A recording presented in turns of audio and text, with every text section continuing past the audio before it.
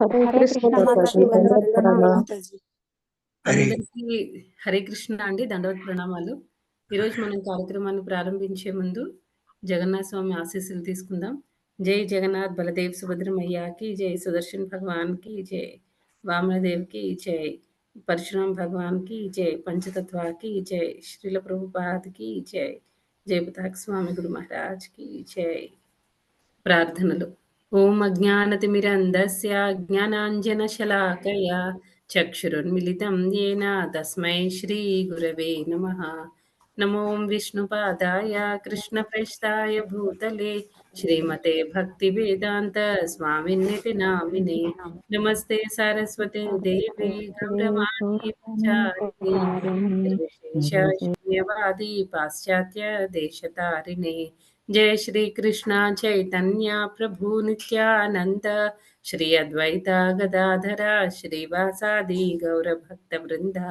हरे कृष्णा कृष्णा कृष्णा हरे हरे, हरे Ram Ram Ram Hare Hare. Hare Krishna Matajis and prabhujis. ఈరోజు మనం భగవద్గీత 6వ అధ్యాయం ధ్యాన యోగం నుండి 7, 8, 9 శ్లోకాలు చూద్దామండి. 7వ శ్లోకం. జితాత్మనః ప్రశాంతస్య పరమాత్మా సమాహితః శీతోష్ణ సుఖ దుఃఖేషు తథా మానాపమానయోః. భావము. మనస్సును జయించిన వాడు శాంతిని పొంది ఉండుటచే పరమాత్మను చేరినట్టి వాడే అగును. అట్టి వానికి సుఖదుఃఖములు, శీతోష్ణములు, మానావమానములు అన్నియును సమానములే అయి ఉన్నవి. 8వ శ్లోకం. జ్ఞాన విజ్ఞాన తృప్తాత్మా కూటస్థో విజితేంద్రియః యుక్త ఇత్యుచ్యతే యోగి సమలోష్టాశ్మకాంచనః. భావము. అర్జునుడిట్లు పలికెను, ఓ కృష్ణ, తొలుత నన్ను కర్మత్యాగము చేయమని తెలిపి తిరిగి భక్తియుత కర్మను చేయమని ఆదేశించుచున్నావు. మాతాజీ, ఇది translation wrong Mataji. Okay, book ఎవరి దగ్గర ఉంటే ఓపెన్ చేసి చూడండి. 8వ శ్లోకం భావము. మనుజుడు తాను పొందినటువంటి జ్ఞాన విజ్ఞానములచే సంపూర్ణముగా సంతృప్తి చెందినప్పుడు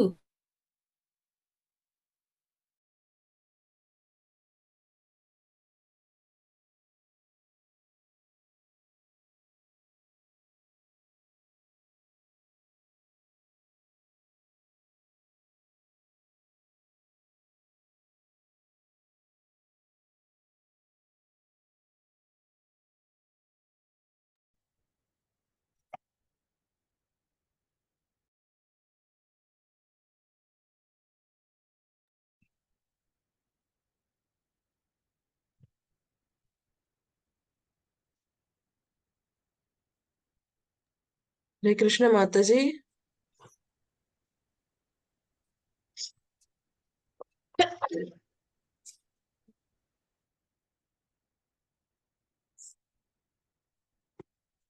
దినవానిగా మధ్యలో వాయిస్ అంతా కట్ అయిపోయింది మాతాజీ. మధ్యలో వాయిస్ బ్రేక్ అయిందా మాతాజీ? వీడియో కూడా ఆఫ్ అయిపోయింది.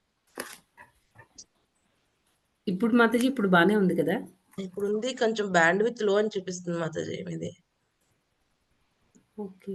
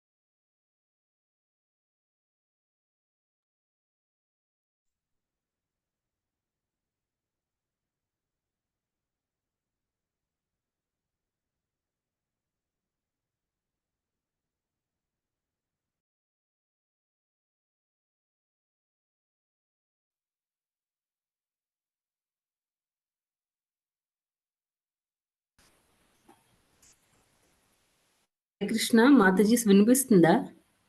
మాతాజీ ఇప్పుడే వినిపిస్తుంది మాతాజీ. ఇప్పుడు దాకా వినిపిస్తుంది ఏమీ లేదు. మధ్యలో మాతాజీ. అంతా పోయిందండి. మధ్యలో అంతా పోయింది మాతాజీ. ఓకే. ఒకసారి మొబైల్ డేటా స్విచ్ అవుతాను మాతాజీ. ఒక్క నిమిషం. ఓకే మాతాజీ. ఓకే.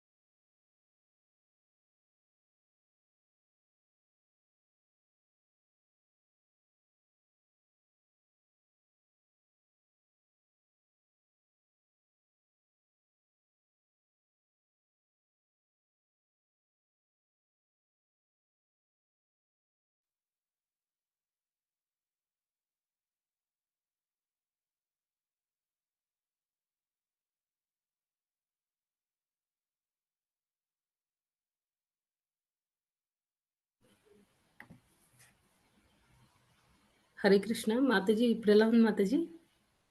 ఇప్పుడు బాగా వినిపిస్తుందండి. వినిపిస్తుంది Mataji. Hare Krishna Mataji. Okay Mataji. Hare Krishna. Mataji screen share చేశాను చూడండి. ఇది కరెక్ట్ శ్లోకం. సరే మాతాజీ. 8వ శ్లోకం అండి. అందరూ మ్యూట్ లో ఉండండి Matajis and prabhujis. Please mute లో ఉండండి. ఓకే. ఓకే. ఇప్పుడు 8వ శ్లోకం మాతాజీ స్క్రీన్ షేరింగ్ పోయింది మాతాజీ. లేకపోతే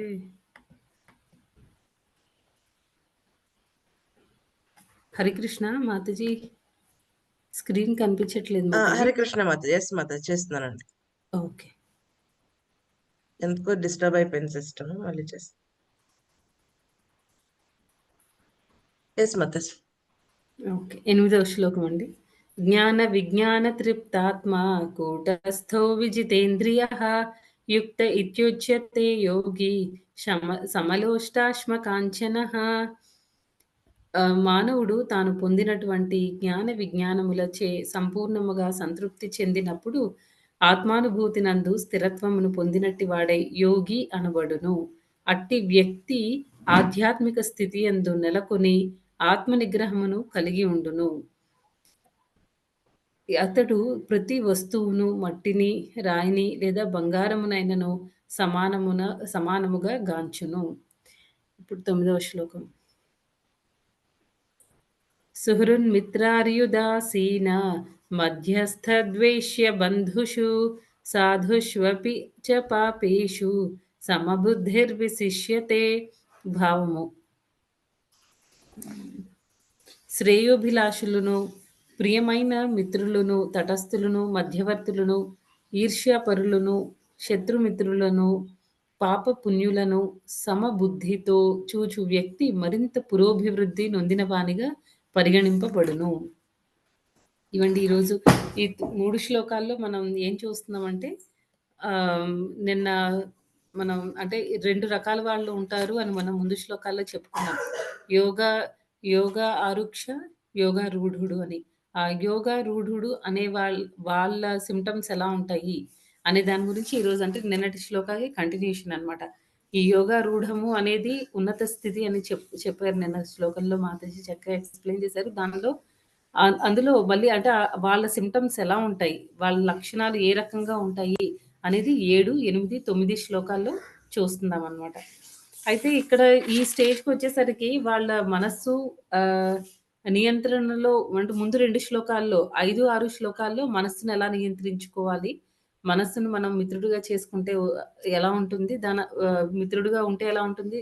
శత్రువుగా ఉంటే ఎలా ఉంటుంది? ఇవన్నిటి గురించి అంటే మనస్సుని ఓవరాల్‌గా ఎలా కంట్రోల్ చేసుకోవాలి? అనే దాని గురించి మనం ముందు శ్లోకాల్లో చెప్పుకున్నాం. ఈ 7, 8, 9 శ్లోకాల్లో ఏంటంటే ఈ యోగారూఢుల లక్షణాలు ఎలా ఉంటాయి అనే విషయాన్ని చెప్తున్నారు. ఎలా ఉంటదండి? వాళ్ళు శాంతిని పొంది ఉంటారు.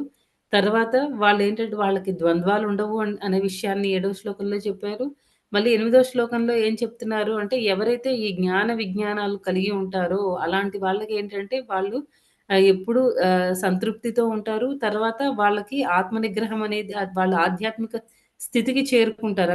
విజ్ఞానం అనేది ఉండడం వల్ల వాళ్ళేంటంటే ఆధ్యాత్మిక స్థితికి చేరుకుంటారు. దానివల్ల వాళ్ళు ఆత్మ నిగ్రహాన్ని పొందుతారు అనే విషయాన్ని తెలుసుకుంటున్నాము 8వ శ్లోకంలో.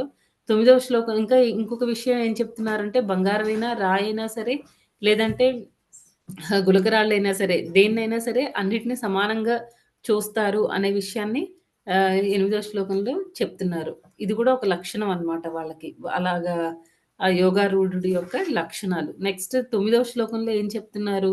ఎలాంటి వాళ్ళనైనా శత్రువునైనా, మిత్రుడినైనా అంటే వాళ్ళింకా ఆత్మ ఆత్మ నిగ్రహాన్ని పొంది ఉన్నారు. తర్వాత ఆత్మ సాక్షాత్కార జ్ఞానం వాళ్ళకుందన్నమాట. వాళ్ళందరూ సెల్ఫ్ రియలైజ్డ్ సోల్స్. వాళ్ళకి మనం దేహం కాదు, మనం ఆత్మస్వరూపులము అనే విషయం వాళ్ళకి బాగా తెలుస్తుంది. దానివల్ల ఏంటంటే వాళ్ళు ఆ స్టేజ్‌లో ఉంటారు కాబట్టి అందరినీ కూడా సమానమైన దృష్టితో చూస్తారనమాట. అది ఈ 3 శ్లోకాల్లో మనకి ఓవరాల్‌గా చెప్తున్న పాయింట్స్ అన్నమాట. అంటే 3 శ్లోకాల్లో మనకి వాళ్ళ లక్షణాల గురించి డీటెయిల్డ్‌గా ఎక్స్‌ప్లెయిన్ చేస్తున్నారు. 7వ శ్లోకంలో ఏం చెప్పారంటే ఫస్ట్ మనకి ప్రభుపాదుల వారు భాష్యంలో కూడా చాలా చక్కగా ఎక్స్‌ప్లెయిన్ చేశారనమాట. ఎలాగా ఈ శాంతిని ఎలా పొందుతారు ఇవన్నీను. ఫస్ట్‌దేం చెప్తున్నారు? మనస్సును జయించిన వాడు శాంతిని పొందియుండుటచే పరమాత్మను చేరినట్టి వాడగును. ఫస్ట్‌దేంటంటే ఎవరైతే మనస్సుని జయిస్తారో వాళ్ళకేమవుతుంది? వాళ్ళు శాంతిని పొందుతారు. ఆ విషయం అది ఫస్ట్ లక్షణం అన్నమాట. రెండోదేం చెప్తున్నారు అంటే, అట్టి మనుజునకు సుఖదుఖములు, శీతోష్ణములు, మానములు అన్నీను సమానములే అయినుండును. సుఖం వచ్చినప్పుడు వాళ్ళు స్థితప్రజ్ఞత్వం అంటారు గదా! ఆ స్టేజ్‌లోకి వస్తారనమాట. ఎవరైతే మనసుని జయిస్తారో వాళ్ళకేంటంటే సుఖమొచ్చినా, దుఃఖమొచ్చినా రెండిటికి వాళ్ళు అంటే న్యూట్రల్‌గా ఉంటారనమాట. వాళ్ళు సుఖం వచ్చినప్పుడు సంతోషపడిపోయి, దుఃఖం వచ్చినప్పుడు కుంగిపోయి, ఆ రకంగా కాకుండా ప్రతిదాన్ని ఓర్చుకోగలుగుతారనమాట. కొన్ని ఫిజికల్‌వి, కొన్ని మెంటల్‌వి ఇక్కడ చెప్పేవన్నీను. కదా!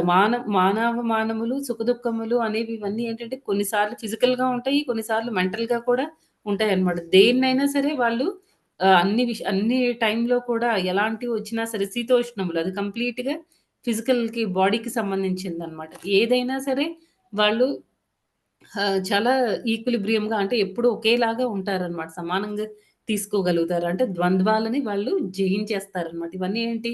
శీతోష్ణములు, మానవమానములు, సుఖదుఖములు ఇవన్నీ ద్వంద్వాలనమాట. ఈ ద్వంద్వాలన్నిటిని కూడా వాళ్ళు జయించగలుగుతారు. అయితే ఈ మనకి జనరల్‌గా మన మెయిన్ గోల్ ఏమని చెప్తున్నారండి?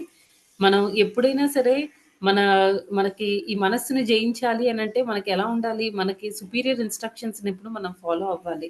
సపోజ్ బుద్ధి అనేది మనస్సుని కంట్రోల్ చేయాలి. మనస్సేమో ఇంద్రియాల్ని కంట్రోల్ చేసి అలా అంటే ఏంటి ఇక్కడ మనకి ఆ హైరార్కీ చూసుకుంటే ఇంద్రియాలనేవి అన్నిటికంటే లో లెవెల్‌లో ఉన్నట్టు, బుద్ధి, ఆత్మ ఇవన్నీ హై లెవెల్‌లో ఉన్నట్టనమాట. ఎప్పుడైతే పరమాత్మ ఇంకా హై లెవెల్‌లో ఉన్నట్టు. అది మన హైరార్కీ. మన ఇంద్రియాలు, నెక్స్ట్ మనస్సు, బుద్ధి తర్వాత ఆత్మ, పరమాత్మ ఇది హైరార్కీ. అన్నిటికంటే లోయెస్ట్ ఏమో ఇంద్రియాలు, అన్నిటికంటే టాప్ మోస్ట్ ఏమో భగవంతుడనమాట. పరమాత్మ. అయితే ఎప్పుడైతే మనకి మనం ఆ ఇన్‌స్ట్రక్షన్స్ అనేవి మనం లో లెవెల్ నుంచి ఇప్పుడు ఇప్పుడు బుద్ధి అనేది మనసు కంట్రోల్‌లో ఉందనుకోండి. మనసు ఫ్లక్చుయేట్ అవుతూ ఉంటే బుద్ధి కూడా అంటే చెడ్డ పని జరుగుతున్నప్పుడు బుద్ధి అనేది మనస్సుని కంట్రోల్ చేయాలి. అలా జరగడం లేదనుకోండి అంటే ఏంటి? లోయర్ లెవెల్ ఆఫ్ ఇన్‌స్ట్రక్షన్స్‌ని ఫాలో అవుతున్నట్టనమాట. ఇప్పుడు మన కింద ఎవరైనా పని చేసిన వాళ్ళున్నారనుకోండి, వాళ్ళు చెప్పినట్టు మనం వినడం బెటరా? లేకపోతే మనం చెప్పినట్టు వాళ్ళని కంట్రోల్ చేసుకోవడం బెటరా? రెండిటికి చాలా తేడా ఉంటుంది. మనకంటే తక్కువ వాళ్ళ ఇన్‌స్ట్రక్షన్స్ మన పిల్లల మాట మనం విన్నామనుకోండి ఏమవుతుంది? మనకి ఏదో ఒక డిసాస్టర్ అవుతుంది. ఏదో ఒక అంటే తప్పులు జరిగిపోతూ ఉంటాయన్నమాట. ఎందుకు వాళ్ళకి జ్ఞానం ఉండదు కదండీ! అందుకే మనం ఏం చేస్తాము, మనం ఎప్పుడు మన పిల్లల్ని మన కంట్రోల్‌లో పెట్టుకుంటాం. ఏదైనా ఇలా చేయాలి, అలా చేయాలి అని ప్రతి దానికి కూడా మనం ఇన్‌స్ట్రక్షన్స్ ఇస్తాం. అంటే ఏంటి సుపీరియర్స్ నుంచి మనం ఎప్పుడు ఇన్‌స్ట్రక్షన్స్ తీసుకోవాలనమాట. కానీ ఇక్కడికొచ్చేసరికి ఏం జరుగుతుందంటే ఎప్పుడైతే మనస్సు ఇన్‌స్ట్రక్షన్స్‌ని బుద్ధి తీసుకుంటుందో అప్పుడేమవుతుందంటే దానివల్ల మనకి మనం ఆహ్, అదే మనస్సుని మనసు కంట్రోల్‌లో బుద్ధి ఉంటుందనమాట. అది కరెక్ట్ కాదు. ఇక్కడ ఏం చేయాలి అనంటే సుపీరియర్ ఇన్‌స్ట్రక్షన్స్ తీసుకోవాలంటే పరమాత్మ నుంచి ఇన్‌స్ట్రక్షన్స్ తీసుకోవాలనమాట. అది ఎలా జరుగుతుంది అనంటే, అది జనరల్‌గా ఎలా జరుగుతుందంటే, ఎప్పుడైతే మనస్సు ఈ ఎక్స్‌టర్నల్ ఎనర్జీ బాహ్య శక్తి కంట్రోల్‌లోకొస్తుందో, అలాంటప్పుడు ఇంకా భౌతిక కర్మల పట్ల మనకి బాగా అట్రాక్షన్ ఉంటుందనమాట. అందుకని ఏం చేయాలంటున్నారు?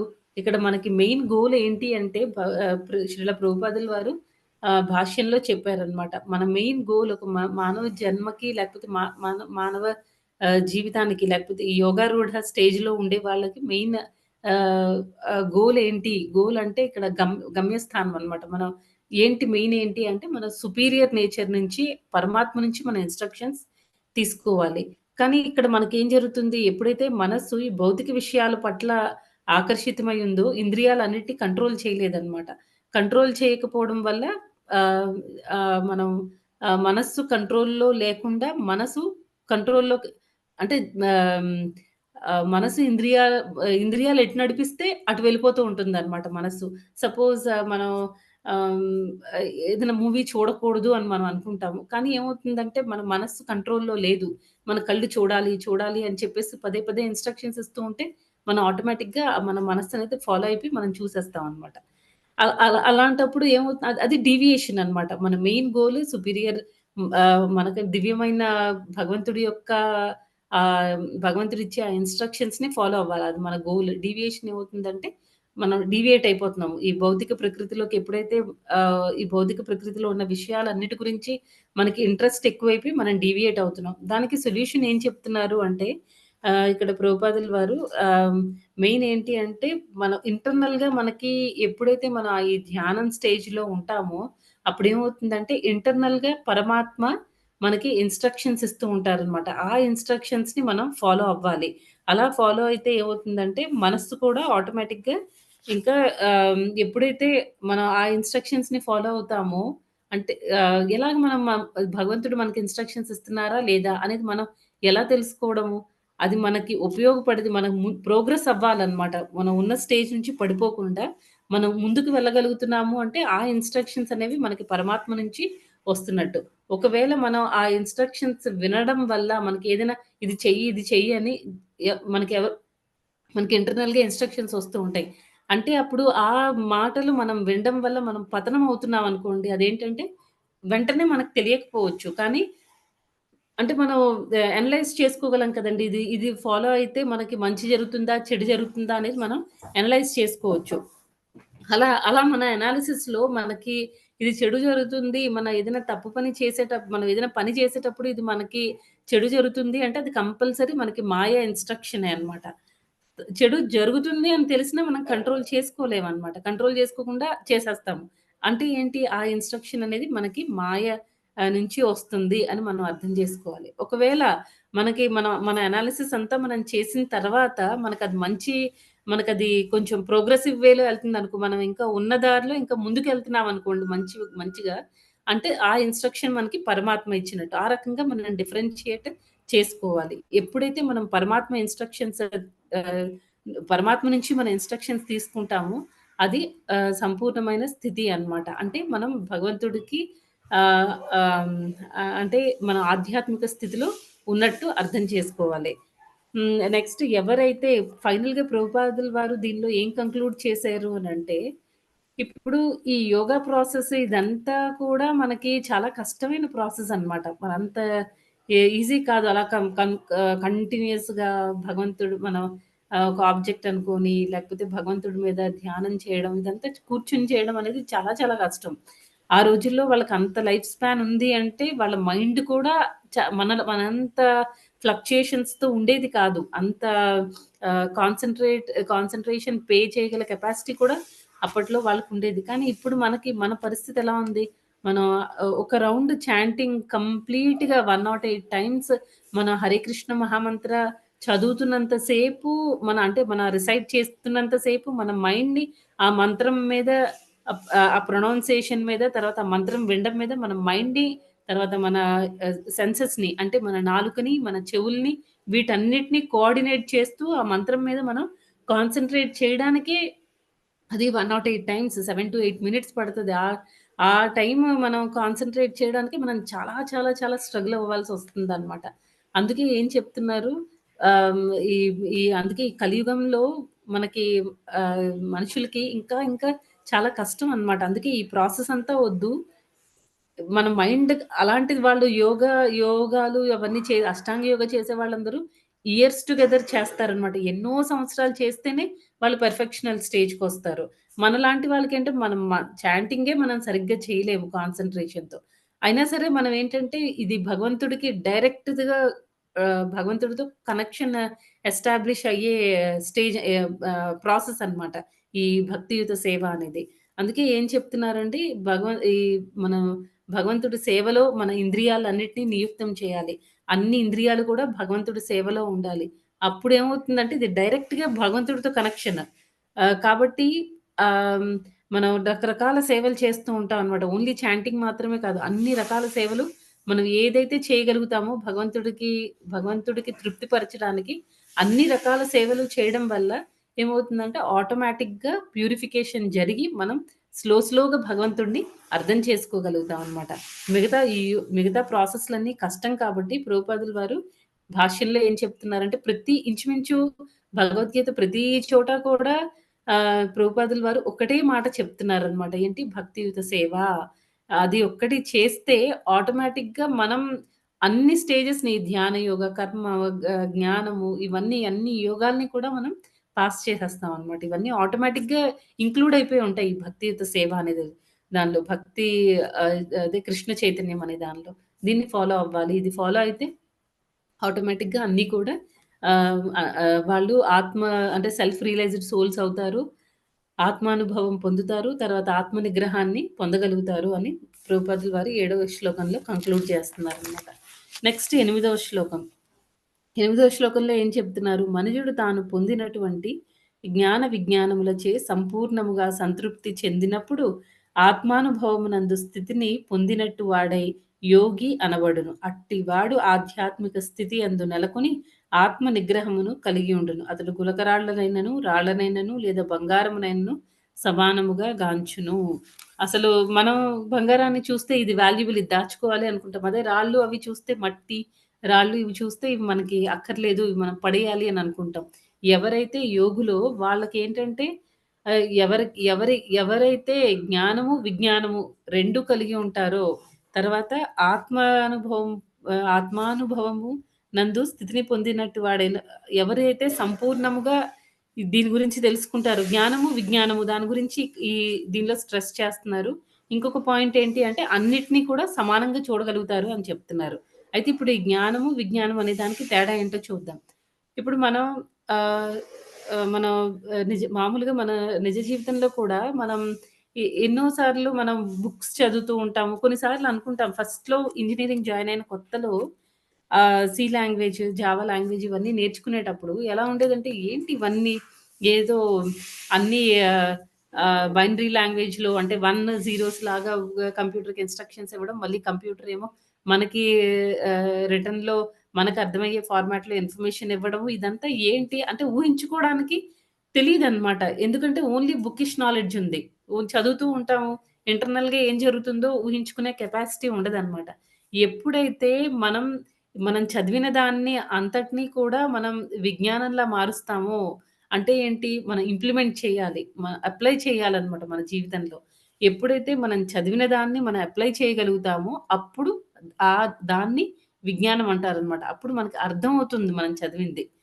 లేకపోతే ఎన్ని బుక్స్ చదివినా ఇప్పుడు భగవద్గీత చాలామంది చాలా సార్లు చదివుంటారు. ఎందుకంటే మన హిందువులకి ఇది పవిత్ర గ్రంథము. ఆ ఉద్దేశంతో చిన్నప్పటి నుంచి మన పిల్లలకేంటంటే మన శ్లోకాలవి నేర్పిస్తాము. అన్నీ అంటే ఇలా ఉండాలి, ఇవి చేయాలి, ఇవి చేయకూడదు మనం అవన్నీ నేర్పిస్తూ ఉంటాం.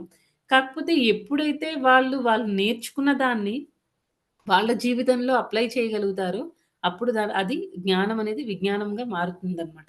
ఎవరైతే ఈ ఎవరైతే ఈ జ్ఞాన విజ్ఞానములు పొంది వాళ్ళెప్పుడైతే సంపూర్ణంగా సంతృప్తి చెందినప్పుడు నందు స్థితిని పొందినట్టు వాడే యోగి అనబడును. వాళ్ళకి ఆ సెల్ఫ్ రియలైజేషన్ అనేది వస్తుందనమాట. అలాంటి వాళ్ళని యోగి అంటారు అని ఈ శ్లోకంలో చెప్తున్నారు. ఇంకా ఏమవుతుంది, అట్టివాడు ఆధ్యాత్మిక స్థితి యందు నెలకొని ఆత్మ నిగ్రహమును కలిగి ఉండును. ఎప్పుడైతే వాళ్ళు యోగి అవుతారో, వాళ్ళు ఆధ్యాత్మిక స్థితిలోకి వచ్చి వాళ్ళేమో ఆత్మ నిగ్రహాన్ని కూడా పొందుతారు. అది చాలా చాలా ఇంపార్టెంట్. మన ఆత్మ నిగ్రహం లేకపోతే, మనకు ఆ సెల్ఫ్ కంట్రోల్ అనేది లేకపోతే, మనం ఆహ్, ఆధ్యాత్మిక జీవితం కా కాదండి. ఈవెన్ మనం భౌతిక జీవితంలో గూడా చాలా చాలా కష్టాలు ఎదుర్కోవాల్సొస్తుందనమాట. మనకి నచ్చినట్టు మనం అదే మనుషులకి మంచి వాళ్ళకి, చెడ్డ వాళ్ళకి తేడా కూడా అక్కడే వస్తుంది. ఎవరైతే ఈవెన్ కొన్ని ప్రాబ్లమ్స్ వచ్చినప్పుడు కూడా, అంటే ఎవరైనా ఇప్పుడు మనల్ని తిట్టారనుకోండి, అవతల వ్యక్తి మనకి చాలా చాలా ఇంపార్టెంట్. మనం వెంటనే రియాక్ట్ అయిపోయి, మనం వెంటనే వాళ్ళని తిట్టామనుకోండి, ఏమవుతుంది? అక్కడితో రిలేషన్స్ బ్రేక్ అయిపోతాయి. అదొక్కటే కాదు, ఈవెన్ మన పిల్లలకి కూడా మనం వాళ్ళని డీల్ చేసే విధానం ఇవన్నీ చాలా చాలా ఇంపార్టెంట్. మనం కరెక్ట్‌గా డీల్ చేయలేకపోతే అన్నీ బ్రేక్ అయిపోతూ ఉంటాయన్నమాట. మనం అనుకున్నది సాధించలేం. ఎవరైతే ఒక పర్టిక్యులర్ గోల్ పెట్టుకొని వాళ్ళు అది సాధించాలి అనుకునే వాళ్ళెప్పుడు సెల్ఫ్ కంట్రోల్డ్‌గా ఉంటారనమాట. సెల్ఫ్ కంట్రోల్ ఎవరికైతే ఉంటారో వాళ్ళ జీవితంలో ఏవి సాధించలేరు. మనకి భౌతిక జీవితం ఆహ్, చాలా లీస్ట్ ఇంపార్టెంట్ అనమాట. కానీ ఆధ్యాత్మిక జీవితం మన ఆధ్యాత్మిక జీవితం అనేది చాలా చాలా ఇంపార్టెంట్. ఎందుకంటే, ఈ భౌతిక జీవితంలో మనకు అన్ని రకాల ప్రాబ్లమ్స్ ఉన్నాయి. ఆహ్, జన్మ, మృత్యు, జర, వ్యాధి ఇవన్నీ ఉన్నాయి. తర్వాత ప్రతి స్టెప్‌లోన మనకి ఇష్యూస్ ఉంటూనే ఉంటాయన్నమాట. దీని నుంచి మనం ఓవర్‌కమ్ అవ్వాలి అనంటే మనకి హైయెస్ట్ గోల్ ఉంది. భగవద్ధామానికి చేరుకోవాలి. ఈ జన్మ, మృత్యువుల సైకిల్‌ని మనం బ్రేక్ చేయాలి. బ్రేక్ చేసుకొని మనం ఆ లెవెల్‌కి ఆధ్యాత్మిక స్థితిలోకి వెళ్ళాలి అనంటే మనకి మనో నిగ్రహం, ఆత్మ నిగ్రహం అనేది చాలా చాలా ఇంపార్టెంట్ అన్నమాట. ఎవరైతే ఆ ఆత్మ నిగ్రహం స్టేజ్‌కొస్తారో వాళ్ళు అన్నిటిని కూడా సమానంగా చూస్తారు. ఎందుకంటే ఇక్కడ చెప్తున్న బంగారం కానీ, రాళ్ళు కానీ, లేకపోతే మట్టి ఇవన్నీ గూడా ఏంటంటే భౌతిక విషయాలన్నమాట. ఆహ్, మనం బంగారం చూడగానే దీన్ని దాచుకోవాలి, మట్టిని చూడగానే దాచుకోక్కర్లేదు ఇలా ఆలోచిస్తాము. కానీ వాళ్ళకేంటంటే అన్నీ ఒకేలా కనిపిస్తాయి. ఈ రకంగా ఒకటి అర్థం చేసుకోవడం. ఇంకొకటేంటి అంటే, ఏదైతే ఈ ఆధ్యాత్మిక వాదులుంటారో వాళ్ళకి ఏదైతే బంగారంగా కనిపిస్తూ ఉంటుందో అ అవి ఈ భౌతికవాదులకి ఏదైతే బంగారంగా కనిపిస్తుందో అది ఆధ్యాత్మికవాదులకి మట్టితో సమానం అన్నమాట. వాళ్ళకి ఆ రెండిటికి పెద్ద ఆహ్, తేడా ఏమి ఉండదు. ఎందుకంటే వీళ్ళ దృష్టిలో, ఆధ్యాత్మికవాదుల దృష్టిలో 2 ఒకటే. 2 భౌతికపరమైనవే. ఇంకా చెప్పాలి అనంటే, ఈ ఎవరి దగ్గరైతే అంటే జనరల్‌గా మనకి బంగారం వీటి మీద మనకి ఎక్కువ అటాచ్‌మెంట్ ఉంటే ఏమవుతుందండి, మనం ఆహ్, మనం కూడా చిన్నపాటి హిరణ్యకశిపుడిలాగా అయిపోతామనమాట. రాక్షస స్వభావం ఇవన్నీ డెవలప్ అవుతాయి. మనకి దేవుడి పట్ల ఆ అటాచ్‌మెంట్ అనేది ఉండదు. దేవుడి పట్ల అటాచ్‌మెంట్ లేకపోతే మాయ పట్ల అటాచ్‌మెంట్ ఉంటుందనమాట. ఇంకా ప్రభుపాదుల వారు ఈ శ్లోకంలో భాష్యంలో ఏం చెప్తున్నారంటే, ఎలా ఓన్లీ పుస్తక పాండిత్యం ఉంటే అది నిష్ప్రయోజనం అని ఫస్ట్ లైన్‌లోనే చెప్పారనమాట. పరతత్వానుభవం లేనటువంటి కేవల పుస్తక పాండిత్యము నిష్ప్రయోజనమైనట్టిది అని చెప్తున్నారు. ఓన్లీ బుకిష్ నాలెడ్జ్ ఉంటే సరిపోదు. ఈవెన్ ఇది మనకి ఈ లెవెల్ వరకు అక్కర్లేదు. డే టు డే లైఫ్‌లో కూడా మనం ఓహ్! ఆహ్, మనం మామూలుగా చెప్పుకుంటాం కదండీ! పిల్లల్ని చూసినప్పుడు కూడా, పిల్లల్ని చదివించేటప్పుడు ఓన్లీ మనం పదే పదే చెప్తూ ఉంటాం. ఊరికే అలాగా చదివేసి ఉన్నదున్నట్టు రాసేయడం కాదు, అది కాదు. బాగా అర్థం చేసుకోవాలి. ఇంప్లిమెంటేషన్ వైస్ మనం అర్థం చేసుకోవాలని పిల్లలకి కూడా మనం చెప్తూ ఉంటాం. సేమ్ ఇక్కడ కూడా అంతే అన్నమాట. భగవంతుడి గురించి ఆ పరతత్వానుభవం లేకుండా మనం ఓన్లీ పుస్తక పాండిత్యం వల్ల మనకెలాంటి ఉపయోగం లేదు. మరి పుస్తక పాండిత్యం కాకుండా విజ్ఞానం అనేది ఎలా వస్తుంది అంటే, భక్తియుత సేవ ద్వారా వస్తుంది అని మనకి భక్తి రసామృత సింధులో చెప్పారనమాట. శ్రీకృష్ణ నామాది భవేత్ గ్రాహ్యమింద్రియైః సేవోన్ముఖైః జిహ్వాదో స్వయమేవ స్ఫురత్యతః. ఇక్కడ ఏం చెప్తున్నారంటే, శ్రీకృష్ణుని నామము, రూపము, గుణము, లీలల దివ్య స్వభావమును భౌతికత్వముతో కూడిన ఇంద్రియములతో ఎవ్వరునూ అవగాహన చేసుకొనలేరు. ఎందుకంటే భగవంతుడు శుద్ధమైన పరమాత్మ అన్నమాట ఆయన. శుద్ధమైన వాడు. అతన్ని మనం అర్థం చేసుకోవాలి అంటే మనకున్న ఈ ఇంప్యూర్ సెన్సెస్‌తో, మనకున్న ఈ అపవిత్రమైన ఇంద్రియాలతో మనం భగవంతుడిని అర్థం చేసుకోలేము. అందుకే ఏం చేయాలి అనంటే భగవంతుడిని అర్థం చేసుకోవాలంటే ఏం చేయాలి? సేవోన్ముఖేహి జిహ్వాదో మనం ఏం చేయాలంటే సేవ ద్వారా మాత్రమే భగవంతుడి యొక్క రూపాన్ని, నామాన్ని, గుణగణాల్ని అన్నిటిని కూడా అర్థం చేసుకోగలుగుతాం. ఇంకా 4వ అధ్యాయంలో ఏం చెప్తున్నారంటే జన్మ కర్మచ మే దివ్యం ఏవం యో వేత్తి తత్వతః. ఎవరైతే నా జన్మ కర్మలు వాటన్నిటి గురించి తెలుసుకుంటారో వాళ్ళకి మళ్ళీ ఇంకొక జన్మ అనేది ఉండదు. వాళ్ళు నా దగ్గరికి రావడానికి 100% ఎలిజిబుల్ అని భగవంతుడు చెప్తున్నారనమాట. అందుకే మనం ఎప్పుడూ ఏం చేయాలంటే ఈ మన ఇంద్రియాలతో మనం భగవంతుడిని తెలుసుకోవడానికి ట్రై చేయకూడదు. వేస్ట్ అన్నమాట. అర్థం చేసుకోలేము. ఏం చేయాలి? భగవంతుడికి భక్తియుత సేవ చేయాలి. ఆ భక్తియుత సేవ చేయాలి అనంటే ఎలా సేవ చేయాలి? మనం ఎన్నో క్లాసులు మనం వింటున్నాము. అయితే మనం విన్న క్లాసుల్ని మనం అర్థం చేసుకొని మళ్ళీ మనం ఇంప్లిమెంట్ చేయాలన్నమాట. మనం వినేదాన్ని మనం ఇంప్లిమెంట్ చేయాలి. మనం దాన్ని ఏమంటారంటే ప్రాక్టికల్‌గా మన జీవితంలో మనం మన జీవితంలో వాటిని మనం ఇంప్లిమెంట్ చేసుకోవాలి. సపోజ్ మీరు భగవంతుడికి ఎన్ని సార్లు మనం సపోజ్ భగవంతుడికి మనం అభిషేకం చేయాలనుకోండి. ప్రతిరోజు మనం చూస్తూనే ఉంటాం అన్నమాట అభిషేకం చేయడం. అలా కాదు. మనం రియల్‌గా అక్కడికెళ్ళి కూర్చొని మనం ఏదైతే విన్నామో ఇలా ఈ ప్రాసెస్‌లో దీని తర్వాత ఇది చేయాలి, దీని తర్వాత ఇది చేయాలి అని ఒక పర్టిక్యులర్ ప్రాసెస్ ఉంటుంది. ఆ ప్రాసెస్‌ని మనం ఫాలో అయ్యి నిజంగా మనం చేసినప్పుడు మనకి తెలుస్తుందనమాట. ఇప్పుడు సపోజ్ వంటే ఉందనుకోండి. భగవంతుడికి అభిషేకం వరకు వద్దు. వంటే ఉంది. ఇలా చెయ్యాలి అని చెప్పేసి మనం యూట్యూబ్‌లో వీడియోలు చూస్తాము. లేకపోతే ఎక్కడైనా ఏదైనా చదువుతాము. ఏదైనా ఒక కొత్త సబ్జీ ఏమైనా తయారు చేయాలి అని అనుకుంటే మనం ఏం చేయాలి? నిజంగా ఏదో ఒక రోజు మనం ప్రాక్టికల్‌గా దాన్ని ట్రై చేయాలి. ట్రై చేస్తేనే ఓకే. ఇంత ఉప్పు వేయాలి. లేకపోతే ఇంత కారం వేయాలి. లేకపోతే దీని తర్వాతే మనం ఇలా చేయాలి అని ప్రతీది మనకి ఒక అర్థమవుతుందనమాట. అలా చేయగా ఏంటంటే మనకు కూడా కొన్ని కొత్త టిప్స్ అవన్నీ తెలుస్తాయి వంటలో. అంతే కదండీ. లేకపోతే ఏమవుతుందంటే మనం ఎన్ని సార్లు మనం చూసినా దాన్ని వేస్ట్ అన్నమాట. అంటే మనకి బుకిష్ నాలెడ్జ్ బుర్రలోకెళ్తుంది. కానీ దాన్ని మనం నిజంగా చేసినప్పుడే మన చేతులు పెట్టి దాన్ని మనం ఇంప్లిమెంట్ చేసినప్పుడే మనకి అది ఏంటి అనేది అర్థమవుతుంది. దానిలో కష్టాలు అన్నీ తెలుస్తాయి. తర్వాత ఏదైనా ప్రాబ్లమ్ వచ్చినప్పుడు దాన్ని ఎలా ఫేస్ చేసుకోవాలి అన్నీ మనకి క్లియర్‌గా నాలెడ్జ్ వస్తుంది.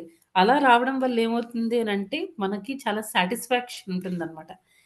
ఎవరైతే ఈ రకంగా చేస్తారో, ఎవరైతే ఈ బుకిష్ నాలెడ్జ్ కాకుండా విజ్ఞానాన్ని సంపాదించుకుంటారో వాళ్ళెలా ఉంటారంటే ఎప్పుడు సంతృప్తితో ఉంటారు అని చెప్తున్నారు. ఇంక అంతే కాకుండా ఇప్పుడు ఎవరైనా వస్తారు. మాతాజీ ఆ కూర అలా కాదు. ఇలా చేయాలి అని వేరేదేదో చెప్పారు. కానీ మీకేంటంటే ఇది తెలుసు. ఇది ఇలాగే చేయాలి. ఇది 100% కరెక్ట్ అని మీకు ఆ కాన్ఫిడెన్స్ అనేది ఉంటుందన్నమాట.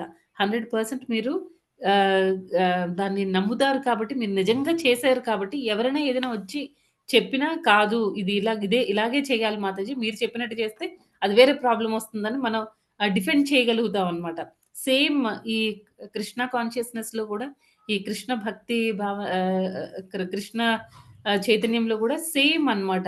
ఎవరైనా వచ్చి ఇంకొక రోజు కృష్ణుడు కాదండి దేవాది దేవుడు, వేరే దేవుడు దేవాది దేవుడు. లేతే ఈ దేవత అందరికి కృష్ణుడు కూడా ఈ దేవత చెప్పినట్టే వినాలి అని చెప్తే అప్పుడు మనం డిఫెండ్ చేయగలుగుతాం. మనం వాళ్ళతో ఫైట్ చేయగలుగుతాం అన్నమాట. ఎందుకంటే మనం ఓన్లీ చదవలేదు. ఆహ్, మన జీవితంలో కూడా కృష్ణుడు ఎలాంటి రోల్ ప్లే చేస్తున్నాడు. అయితే మనం భక్తియుత సేవ చేసేస్తే మనకి అంతా అర్థమైపోతుందా? ఆహ్, అర్థమైపోతుందా అంటే అర్థం కాదు.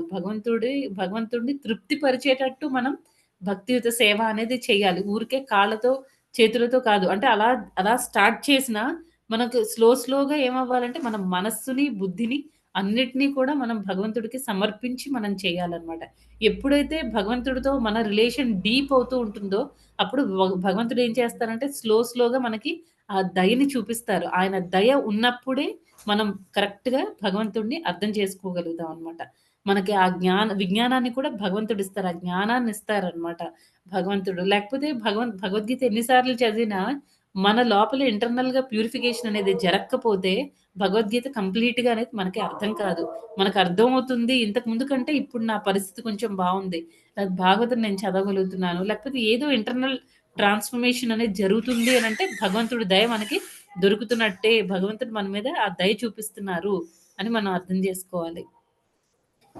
అయితే ఒకటి ఫస్ట్‌దేంటి అంటే వాళ్ళు కంప్లీట్‌గా సంతృప్తి చెంది ఉంటారనమాట. ఎవరైతే కృష్ణ భక్తి రస భావనలో ఉంటారో అలాంటి వాళ్ళు ఎప్పుడూ సెల్ఫ్ కంట్రోల్డ్‌గా ఉంటారు. సాటిస్ఫైడ్‌గా ఉంటారు. తృప్తిగా ఉంటారు. తర్వాత వాళ్ళు ఏదైతే విజ్ఞానాన్ని సంపాదించుకుంటారో దాని మీద వాళ్ళు 100% వాళ్ళకి నమ్మకము. తర్వాత ఎవరైనా వాళ్ళతో ఫైట్ చేయడానికి వచ్చినప్పుడు డిఫెండ్ చేసుకోగలుగుతారు. తర్వాత ఆహ్, తర్వాత ఇంకా వాళ్ళకేంటంటే ఈ హ్మ్, ఎవరైనా అంటే ఇప్పుడు సపోజ్ ఈ బుకిష్ నాలెడ్జ్ ఉన్న వాళ్ళకి ఏదైతే కరెక్ట్ అనిపిస్తూ ఉంటుందో వీళ్ళు దాన్ని ఓకే. ఇది కరెక్ట్ కాదు. ఈ రకంగా అంటే కరెక్ట్ నాలెడ్జ్ వాళ్ళకుంటుందనమాట. ఇవన్నీ జరుగుతాయి. తర్వాత బుకిష్ నాలెడ్జ్ ఎవరికైతే ఉంటుందో అలాంటి వాళ్ళకేంటంటే జస్ట్ ఇదంతా ఈ ప్రాసెస్ అంతా కూడా చాలా కన్‌ఫ్యూజ్డ్‌గా ఉంటుంది. భగవద్గీత ఎన్ని సార్లు చదివినా అంటే ఏదో అర్థమైపోతుంది. వాళ్ళకి వాళ్ళు సాటిస్ఫై అయిపోతూ ఉంటారనమాట. నాకంతా అర్థమైపోయింది అని. లేకపోతే ఎవరన్నా అడిగితే భగవద్గీత చదివారా? క్లాసులకి రండి అంటే నేను చాలా సార్లు చదివాను. భగవద్గీత నాకక్కర్లేదు. లేకపోతే నాకు శ్లోకాలు సరిగ్గా చదవడం రాదు. కానీ కంటెంట్ అంతా ఏముందో నాకు తెలుసు అని చెప్తారు. కానీ ఏంటంటే మనం యాక్చువల్‌గా క్వెషన్స్ అడిగినప్పుడు వాళ్ళేమి ఆన్సర్ చేయలేరనమాట. మొత్తం కన్‌ఫ్యూజన్‌లో ఉంటారు. ఎందుకంటే వాళ్ళు జస్ట్ చదివారు అంతే.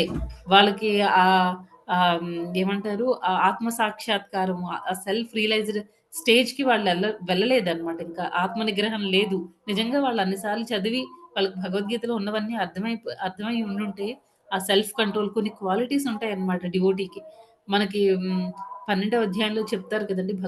కృష్ణుడు భగవద్గీత 12వ అధ్యాయంలో భగ డివోటీస్ అనే వాళ్ళకి ఎలాంటి లక్షణాలుండాలి అనేవన్నీ మనకేంటంటే ఇవన్నీ చేస్తూ ఉంటే మనకు ఆటోమేటిక్‌గా ఆ క్వాలిటీస్ అన్నీ డివోటీకి ఒక భక్తుడికి ఉండాల్సిన లక్షణాలన్నీ మనలో డెవలప్ అవుతాయన్నమాట.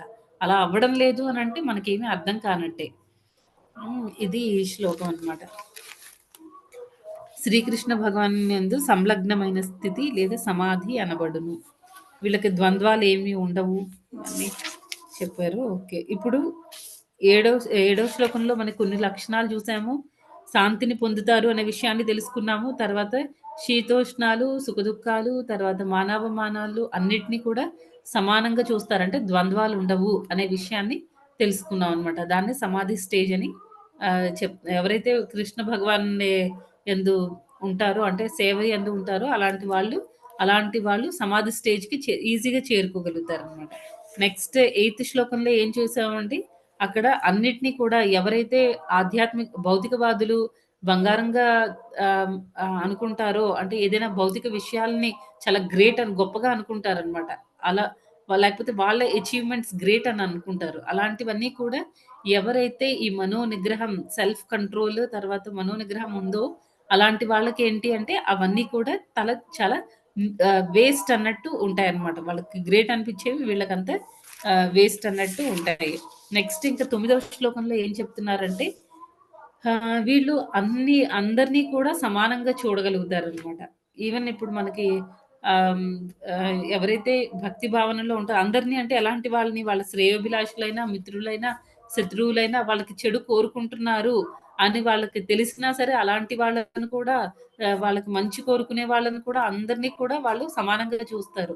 అంటే ఏంటి వాళ్ళు అప్పటికే ఆత్మానుభవం స్టేజ్‌కి వచ్చారు కాబట్టి మనం దేహం కాదు ఆత్మలం అనే విషయాలు వాళ్ళు కంప్లీట్‌గా అర్థం చేసుకున్నారనమాట. డైజెస్ట్ చేసుకున్నారు. కాబట్టి వాళ్ళకెలా ఉంటుందంటే ప్రతి ఒక్కళ్ళని కూడా ఒక చీమను చూసినా, ఒక ఎలిఫెంట్‌ని చూసినా, పెద్ద ఏనుగుని చూసినా అన్నిట్లో కూడా వాళ్ళు ఆత్మ స్టేజ్‌లో వాళ్ళు చూడగలుగుతూ ఉంటారనమాట. మనం భగవద్గీత 4వ అధ్యాయంలో కూడా చూసాం. వాళ్ళేంటి కుక్క మాంసం వండుకునే తినేవాడిని, తర్వాత బ్రాహ్మణుని శునిచైవ స్వపాకేచ పండితా సమదర్శినః. అందరిని కూడా ఒకే రకంగా చూడగలుగుతాడనమాట పండితుడు అనేవాడు. ఆ స్టేజ్‌కి వస్తారనమాట. ఇవన్నీ ఏంటంటే డిఫరెంట్ లక్షణాలు. ఆత్మారూఢ స్టేజ్‌లో, యోగారూఢ స్టేజ్‌లో ఉండే వాళ్ళ డిఫరెంట్ లక్షణాల్ని మనం 7, 8, 9 శ్లోకాల్లో చూసామనమాట. ఎవరికైనా ఏమైనా క్వెషన్స్ ఉంటే అడగండి మాతాజీస్ అండ్ ప్రభుజీస్. హరే కృష్ణ.